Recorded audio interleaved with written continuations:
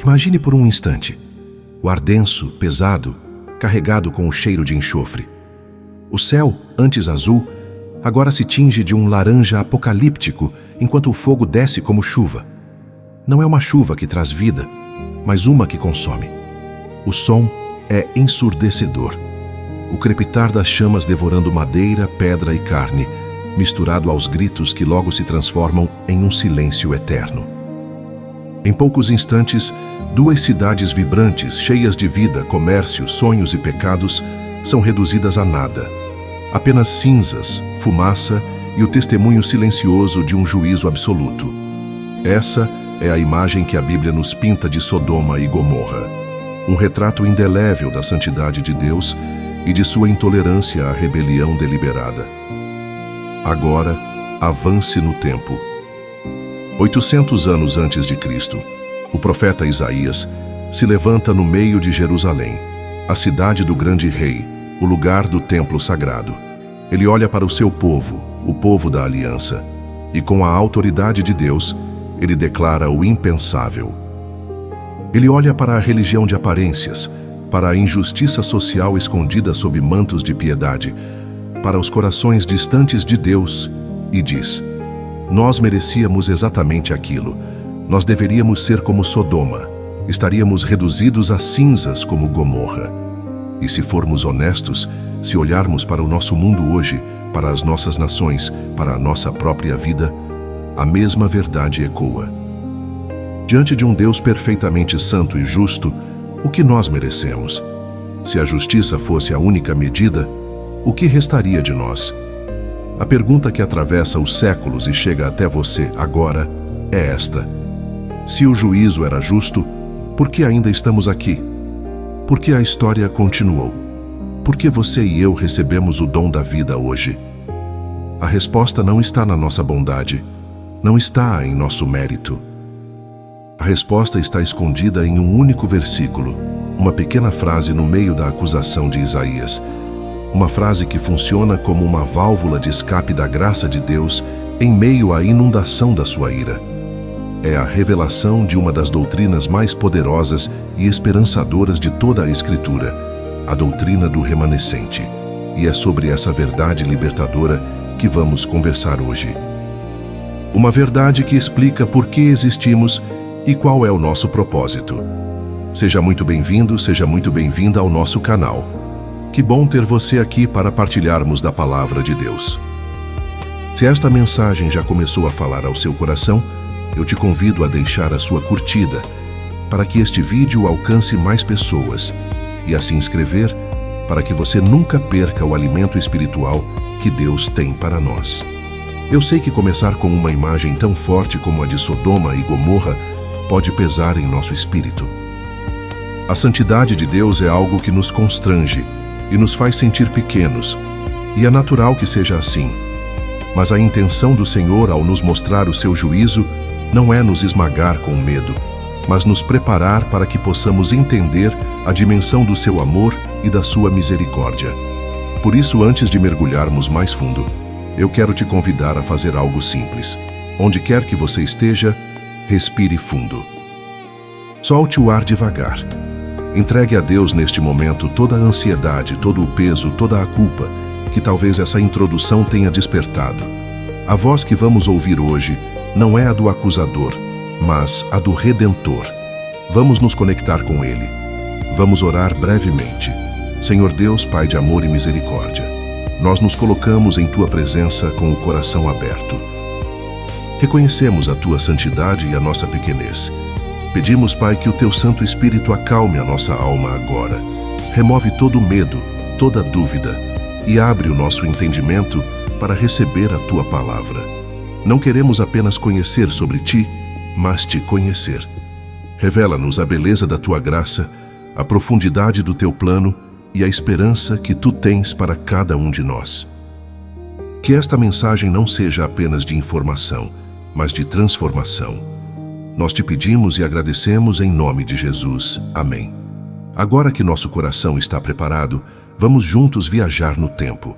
Quero que você venha comigo para o século VIII a.C., para o reino de Judá. imagine caminhar pelas ruas de Jerusalém.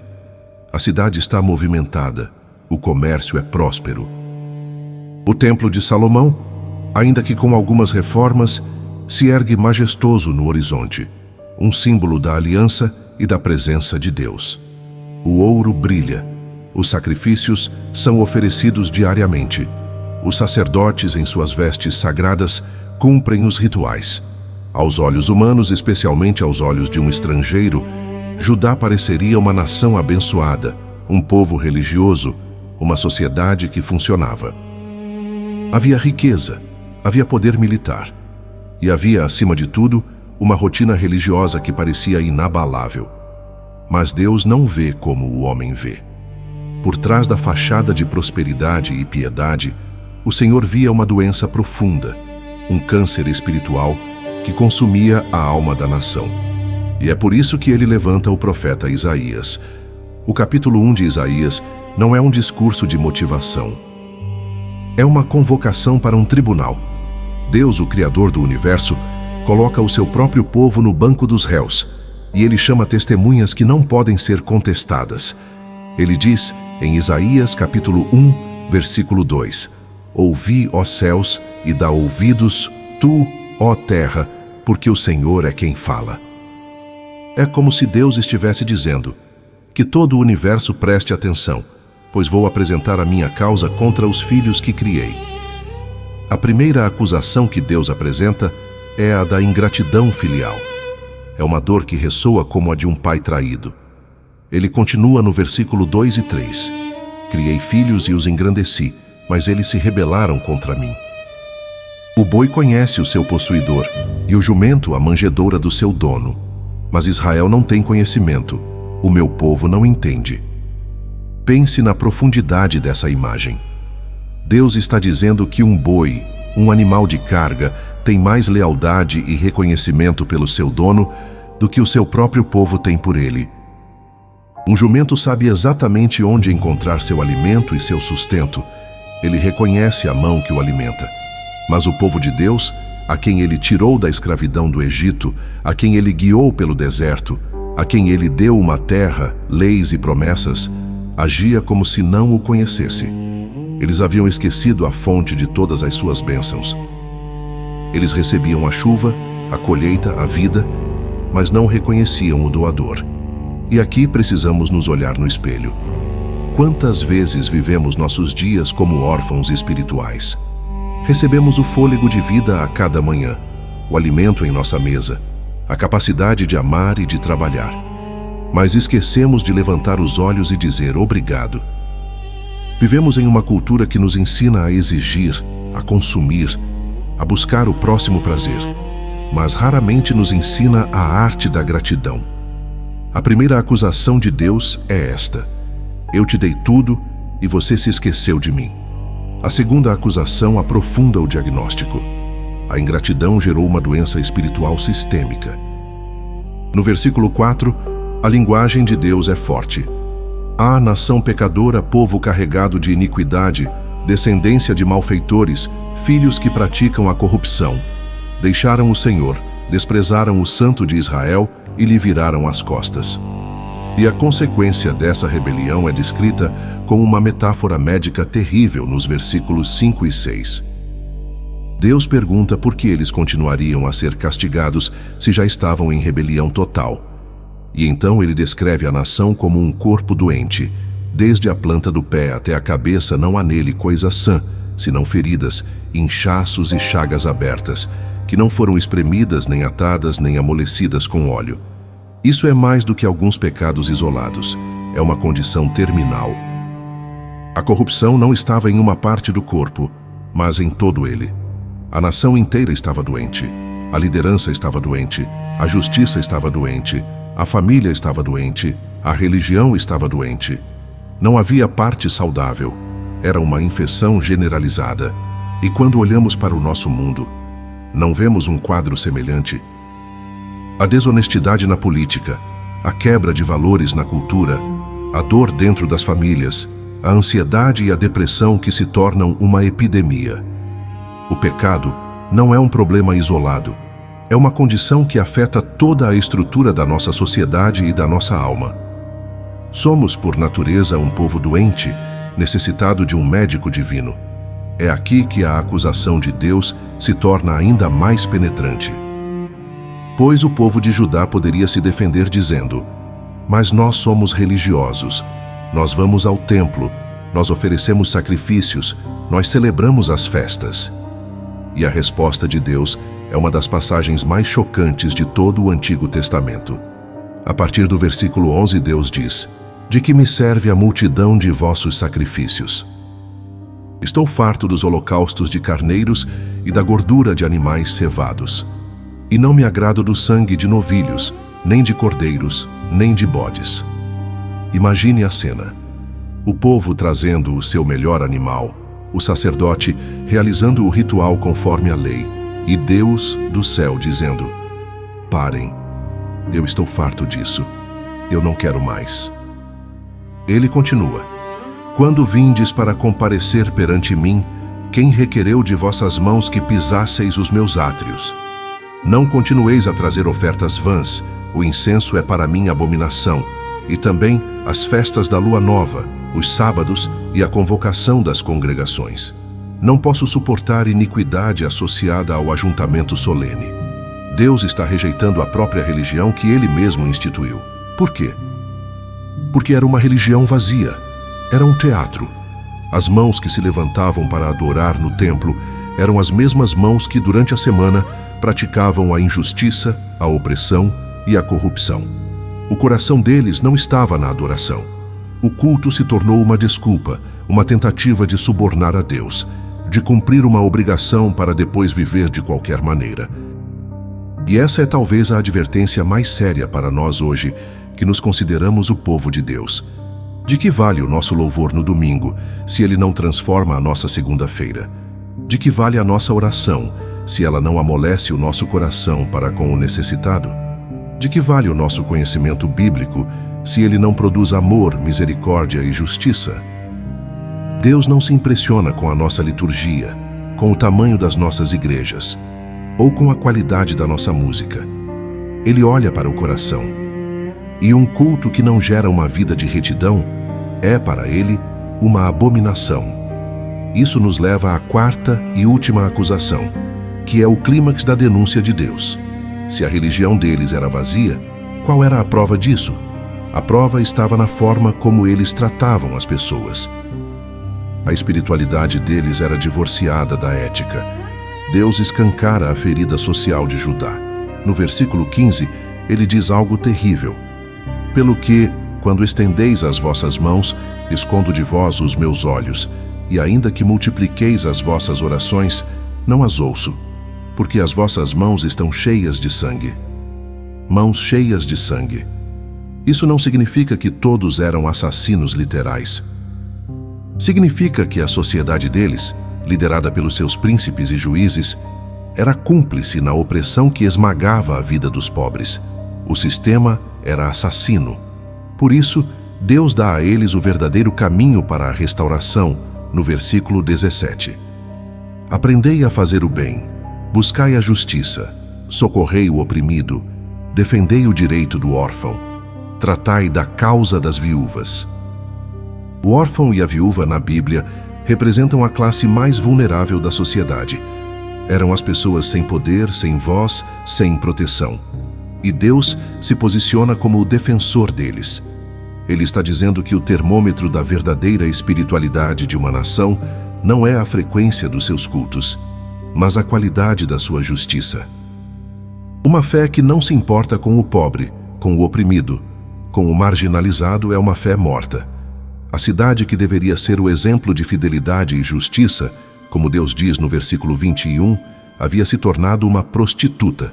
Seus líderes, que deveriam proteger o povo, amavam os subornos e corriam atrás de presentes e negavam a justiça ao órfão. Ingratidão, doença espiritual, religiosidade hipócrita e injustiça social. Essa foi a radiografia que Deus fez do seu povo escolhido. O diagnóstico estava completo. O caso estava encerrado. E o veredito, à luz da santidade de Deus, só podia ser um: culpados. E a sentença, baseada no precedente da aliança e na história de Sodoma e Gomorra, só podia ser uma: a destruição total. Eles haviam quebrado cada aspecto da aliança. Eles haviam se tornado irreconhecíveis como povo de Deus. Do ponto de vista da pura e reta justiça, não havia mais nada a ser feito. A demolição era o único remédio para uma estrutura tão comprometida. E é exatamente neste ponto, no ponto mais escuro, no silêncio que antecede a execução da sentença, que a história deveria terminar. Mas ela não termina. E é por isso que estamos aqui hoje. No final do último capítulo, nós estávamos parados na sala do tribunal divino. O veredito de culpado havia sido pronunciado sobre a nação de Judá e, por extensão, sobre cada um de nós. A sentença justa, a aniquilação total como a de Sodoma e Gomorra, estava sobre a mesa. O silêncio pesava no ar. A justiça de Deus, em sua perfeição, exigia o fim. Era o fim da linha. O martelo estava prestes a bater, mas ele não bate. Em vez do som esmagador da condenação, o que quebra o silêncio é um sussurro. Um sussurro de misericórdia que muda absolutamente tudo. É neste ponto de tensão máxima que o profeta Isaías, inspirado por Deus, escreve a frase que é o coração da nossa mensagem hoje. A frase que explica por que a história não acabou ali. Ele diz em Isaías capítulo 1, versículo 9: Se o Senhor dos Exércitos não nos tivesse deixado alguns sobreviventes, já teríamos nos tornado como Sodoma e seríamos semelhantes a Gomorra. Eu peço que você deixe cada palavra desta frase ecoar em sua mente. Vamos analisá-la com calma, pois ela contém um universo de esperança. A primeira parte é a mais importante. Se o Senhor dos Exércitos não nos tivesse deixado, a frase começa com uma condição que depende inteiramente de Deus. A sobrevivência do povo não dependeu de se eles tivessem sido um pouco melhores, ou se eles tivessem se arrependido no último minuto. Não. A condição que evitou a destruição foi um ato soberano, uma iniciativa que partiu única e exclusivamente de Deus. E note o título que Isaías usa para Deus aqui: Senhor dos Exércitos, em hebraico, Yahweh Sabaoth. Este não é apenas um nome poético, é uma declaração de poder absoluto. O Senhor dos Exércitos é o comandante supremo de todas as forças do universo, visíveis e invisíveis, dos exércitos de anjos às estrelas no céu. O que isso significa? Significa que aquele que tinha todo o poder e toda a autoridade para executar o juízo foi o mesmo que, por sua própria vontade, decidiu não fazê-lo completamente. A mão que poderia esmagar foi a mesma mão que decidiu preservar. E o que ele fez? O texto diz que ele nos tivesse deixado alguns sobreviventes. O verbo deixar aqui tem o sentido de preservar, de guardar, de separar para si. Não foi um acidente, não foi um descuido, não foi como se alguns tivessem conseguido escapar enquanto Deus não estava olhando. Foi uma decisão deliberada. Em meio à massa de rebelião que merecia o fogo, Deus, com sua mão soberana, separou um pequeno grupo e disse: Estes eu guardo para mim. A partir deles, a minha promessa continuará viva. Esse pequeno grupo é o que a teologia chama de o remanescente. A palavra remanescente significa aquilo que resta, o que sobra. Pense em um tecelão que corta um grande pedaço de pano. O que sobra ao retalho é o remanescente. Aos olhos do mundo, o remanescente pode parecer pequeno, insignificante, um resto. Mas aos olhos de Deus, o remanescente é a semente de todo o futuro. É a prova de que a sua aliança não falhou.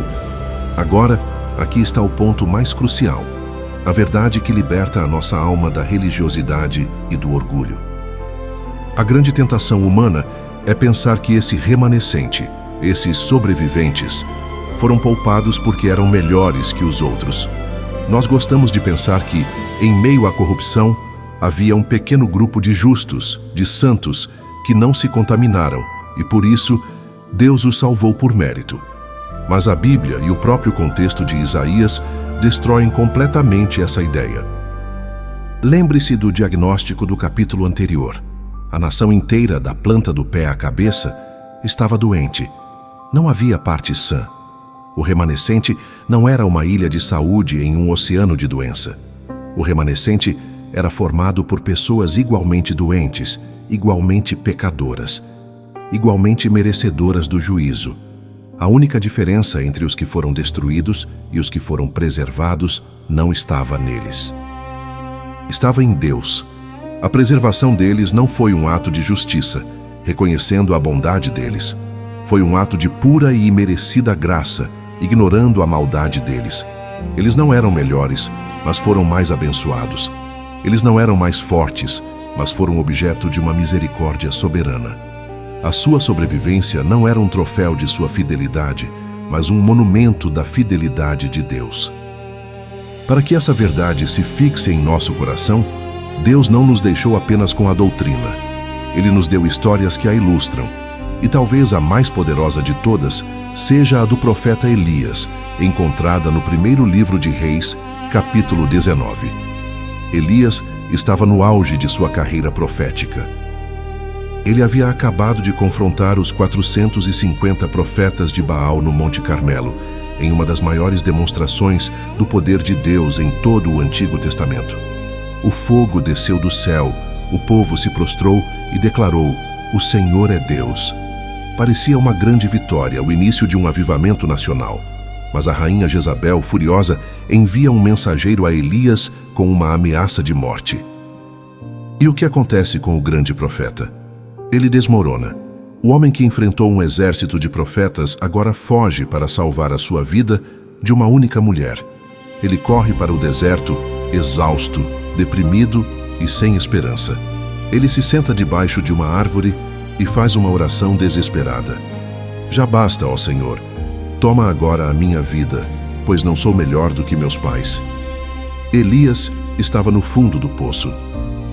Ele sentia que todo o seu trabalho tinha sido em vão. Ele se sentia completamente sozinho. Após ser fortalecido por um anjo, Elias viaja por 40 dias e 40 noites até o Monte Horebe, o monte de Deus. Ali, em uma caverna, Deus o encontra e pergunta: "Que fazes aqui, Elias?" E a resposta de Elias revela a profundidade de sua solidão e de sua visão limitada. Ele diz no versículo 14: "Tenho sido muito zeloso pelo Senhor, Deus dos exércitos, porque os filhos de Israel deixaram a tua aliança, derrubaram os teus altares e mataram os teus profetas à espada, e eu fiquei só, e procuram tirar minha vida." Preste atenção na frase: "eu fiquei só." Na perspectiva de Elias, ele era o último profeta fiel, o último adorador verdadeiro. Todo o resto da nação havia se dobrado à idolatria de Baal. Para ele, o remanescente era de uma única pessoa, ele mesmo. E se ele morresse, a causa de Deus em Israel morreria com ele.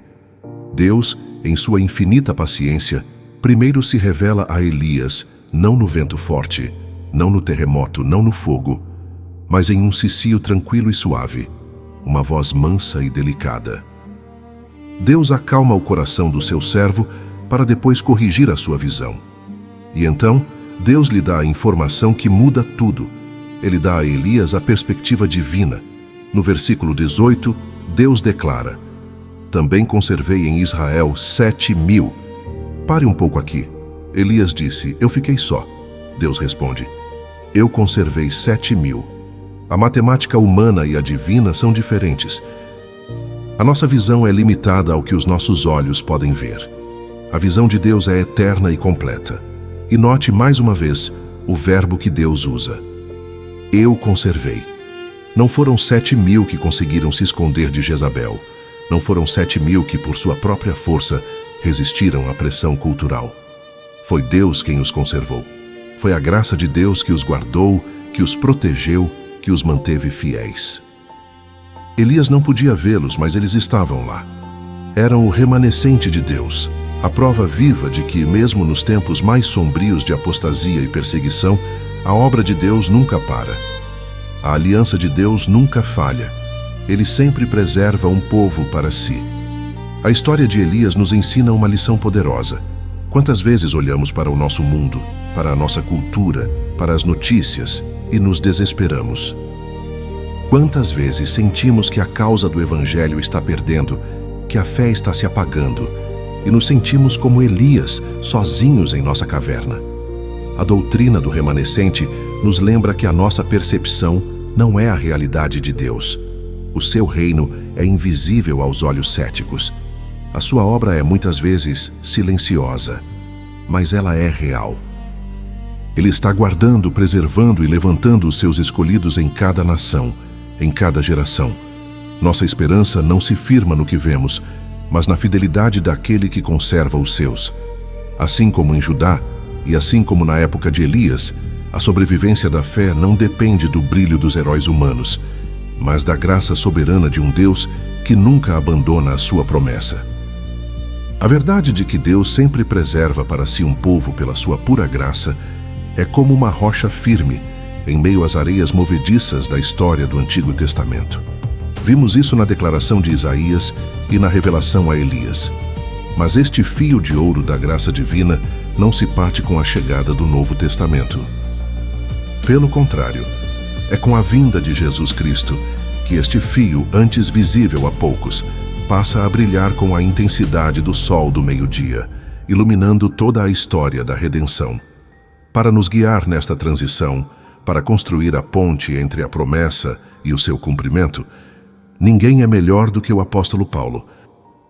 Ele, um mestre da lei judaica, entendeu como ninguém que a doutrina do remanescente era a chave para explicar o maior mistério de sua época, o evangelho da graça de Deus oferecido a todo o mundo. Paulo, em sua carta aos Romanos, está lidando com uma questão profunda e dolorosa. Como um judeu devoto, ele se perguntava por que a maioria de seus compatriotas, o povo da aliança, havia rejeitado Jesus como o Messias. Será que a promessa de Deus a Israel havia falhado? Será que Deus havia abandonado o seu povo? E é no meio dessa argumentação teológica, no capítulo 9 de Romanos, que Paulo busca no profeta Isaías a resposta. Após argumentar que a salvação nunca foi baseada apenas na descendência física de Abraão, mas na escolha soberana de Deus, Paulo conclui seu pensamento com uma citação direta da nossa passagem central. Ele escreve em Romanos capítulo 9, versículo 29, "E como antes dissera Isaías, se o Senhor dos Exércitos não nos tivesse deixado descendência, ter-nos-íamos tornado como Sodoma e seríamos semelhantes a Gomorra." Veja o que Paulo está fazendo.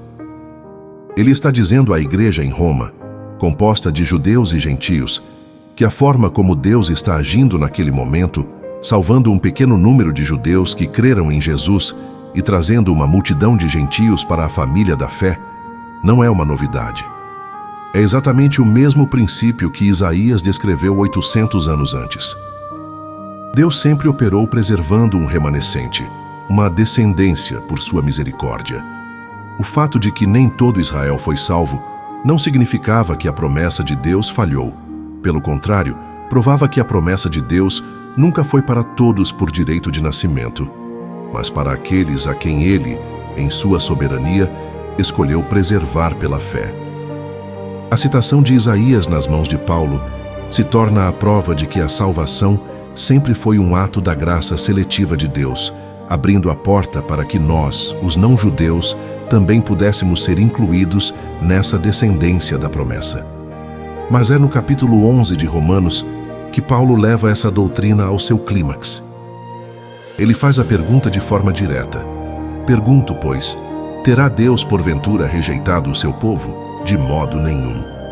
E qual é a prova que ele usa para sustentar sua resposta? Exatamente a história que vimos no capítulo anterior. Paulo diz: "Não sabeis o que a Escritura refere a respeito de Elias, como insta perante Deus contra Israel, dizendo: Senhor, mataram os teus profetas, arrasaram os teus altares, e só eu fiquei, e procuram tirar-me a vida? Que lhe disse, porém, a resposta divina: Reservei para mim 7.000 homens, que não dobraram os joelhos diante de Bemaal." E então, ele constrói a ponte definitiva entre o passado e o presente. ele escreve a frase que define o Evangelho. Em Romanos, capítulo 11, versículo 5, ele declara: assim, pois, também agora, no tempo de hoje, sobrevive um remanescente segundo a eleição da graça. Esta pequena frase, a eleição da graça, é talvez a definição mais pura e concentrada de todo o plano de salvação. Vamos desdobrá-la. Eleição significa escolha. Ela nos diz quem é o agente, quem toma a iniciativa na salvação. Não somos nós que, por nossa sabedoria superior ou bondade inerente, escolhemos a Deus. É Deus quem, desde a eternidade, em sua soberana vontade, nos escolhe para sermos seus. A iniciativa é dele. Mas a segunda parte da frase nos diz qual é a base dessa escolha. É uma eleição da graça. A graça, por definição, é um favor imerecido. É receber um presente maravilhoso quando, na verdade, merecíamos um castigo terrível. Portanto, a eleição da graça significa que Deus nos escolheu não porque viu em nós algo bom, algo meritório, algo digno de ser escolhido. Ele nos escolheu apesar da nossa falta de mérito. Ele nos escolheu única e exclusivamente com base em seu próprio amor, em sua própria misericórdia, em seu próprio propósito. O remanescente não sobrevive porque é mais forte, mais inteligente ou mais santo. O remanescente sobrevive porque foi escolhido pela graça. A nossa salvação não começa em nossa decisão, mas na eleição de Deus. E ela não é sustentada por nosso esforço, mas pela graça de Deus. E quem afinal é este remanescente hoje? O Novo Testamento nos revela que Jesus Cristo é, em si mesmo, o remanescente fiel de Israel. Ele foi o único descendente de Abraão, que cumpriu perfeitamente toda a lei, que amou a Deus de todo o coração e ao próximo como a si mesmo. E na cruz ele, o remanescente de um, tomou sobre si o juízo que todo o resto infiel merecia. E agora todo aquele que pela fé se une a Jesus é enxertado nele. Nós nos tornamos parte do seu corpo. Portanto, a Igreja de Jesus Cristo, a comunidade de todos os que foram lavados pelo seu sangue, de todas as tribos, línguas e nações, é o cumprimento glorioso e final da doutrina do remanescente. Nós somos o povo que Deus preservou, não da destruição física de Jerusalém, mas da destruição eterna do inferno. Nós somos os sobreviventes do juízo, não por nossa força, mas pela graça que nos foi dada em Cristo Jesus. Nós somos a prova viva de que Deus não nos tratou como Sodoma, não nos aniquilou como Gomorra, porque Ele deixou para si uma descendência, um povo, uma família, unida pelo sacrifício do seu Filho. Compreender isso é absolutamente libertador. Tira dos nossos ombros o peso insuportável de ter que merecer a salvação. Tira de nós o orgulho de pensar que somos melhores do que os outros. E nos coloca em nosso devido lugar, de joelhos maravilhados diante de um Deus cuja misericórdia é infinitamente maior do que o nosso pecado. Nós não somos o centro da história. A graça dele é. Mas essa notícia maravilhosa e libertadora levanta uma questão crucial. Se fomos salvos e preservados por pura graça, independentemente de nossas obras, então o que nos resta fazer? Qual é o nosso papel? Como se vive na prática, sendo parte do remanescente de Deus em um mundo caído? É para essa resposta que caminharemos agora. A descoberta de que somos um povo preservado pela pura e soberana graça de Deus é a notícia mais libertadora que um ser humano pode receber. Ela nos tira da esteira rolante da performance religiosa, onde corremos sem parar tentando merecer um favor que já nos foi dado gratuitamente. Ela nos liberta do medo da condenação e do fardo do nosso próprio fracasso. Mas, como vimos no final, isso nos leva a uma pergunta fundamental. Se não somos salvos por nossas obras, então para que fomos salvos? Se a nossa sobrevivência é um dom, o que fazemos com o dom da vida que recebemos? Viver como remanescente não é uma atitude passiva, de quem apenas escapou do juízo. Pelo contrário, é um chamado ativo para viver de uma maneira que honre a graça que nos resgatou. E como é essa vida?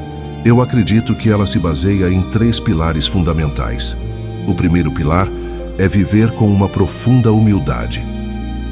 Se entendermos que a nossa única diferença em relação àqueles que se perdem não está em nossa bondade, mas na misericórdia de Deus, todo o orgulho espiritual se desfaz. O remanescente não é um clube de elite para os espiritualmente superiores. É um hospital de campanha para os doentes que reconheceram sua condição e se entregaram aos cuidados do médico divino. Essa verdade nos impede de olhar para o mundo com um ar de superioridade ou de julgamento.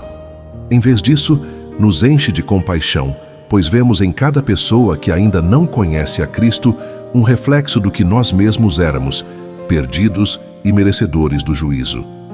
A humildade nascida da graça nos torna mais pacientes, mais perdoadores e mais acessíveis. Paramos de tentar projetar uma imagem de perfeição e passamos a viver na liberdade de sermos pecadores salvos pela graça, apontando para o único que é perfeito, Jesus. Pense por um momento. Como essa verdade muda a forma como você encara a sua própria fraqueza, suas falhas, seus pecados? Em vez de se desesperar, você pode correr para a graça, sabendo que foi exatamente para isso que ela veio. O segundo pilar é viver com uma gratidão transbordante. Uma pessoa que foi salva do corredor da morte não vive o resto de seus dias reclamando da comida ou do tempo. Ela vive em um estado de perpétuo espanto e gratidão pela segunda chance que recebeu. Nós fomos salvos de algo infinitamente pior do que a morte física, a separação eterna de Deus.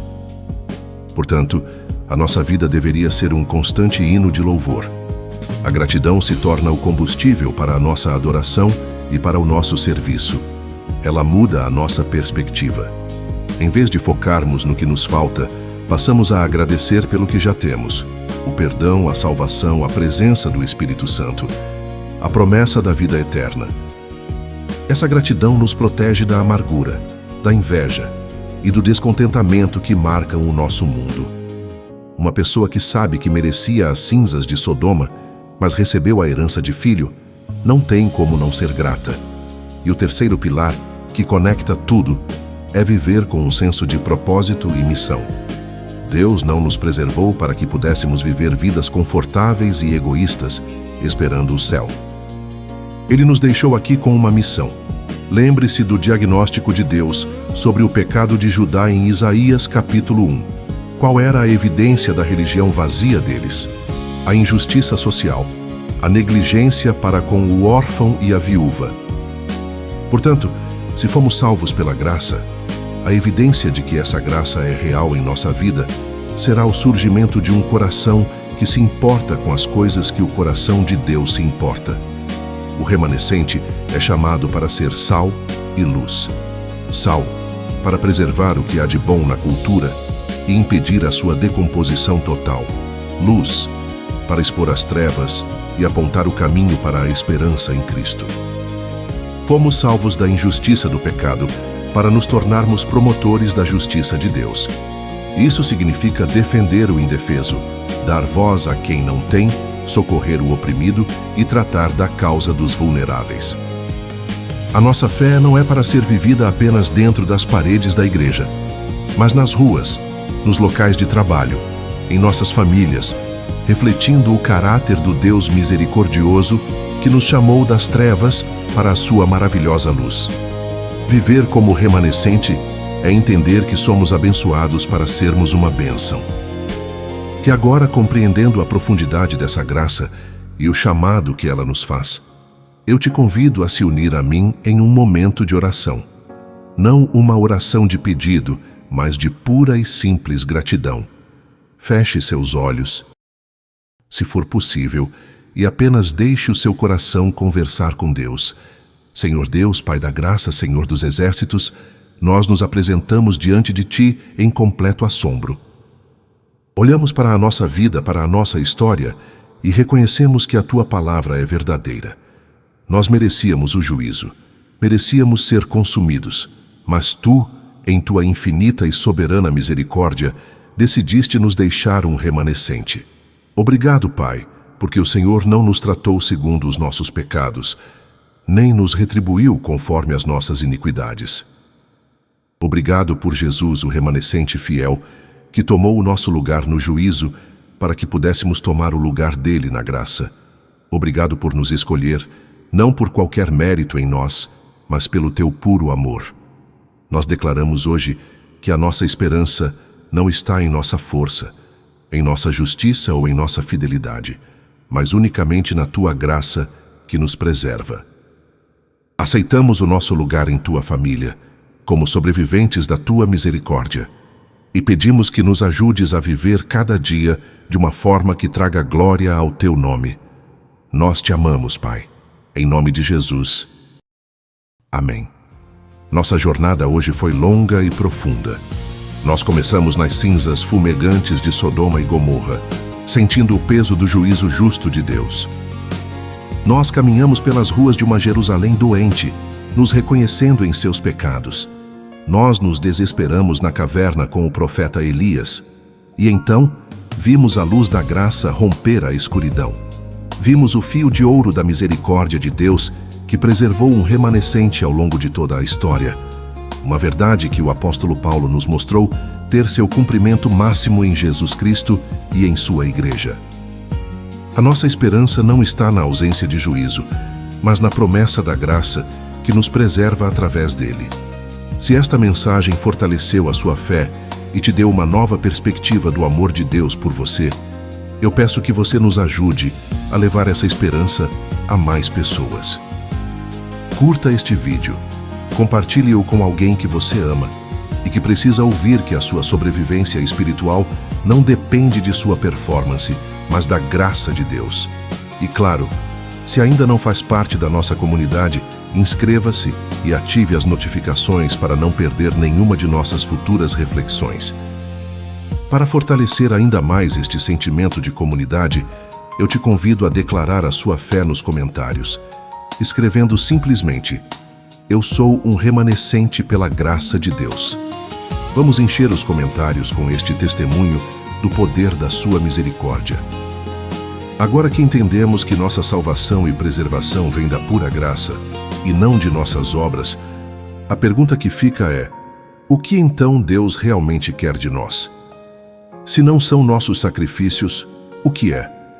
A resposta que liberta a sua alma está na poderosa mensagem de Miqueias, capítulo 6, versículo 8. E é exatamente sobre isso que falamos no vídeo que está aparecendo agora na sua tela, chamado O que Deus realmente quer de você. A resposta que liberta sua alma. Clique nele e continue essa jornada de descoberta da vontade de Deus para a sua vida. Que Deus te abençoe.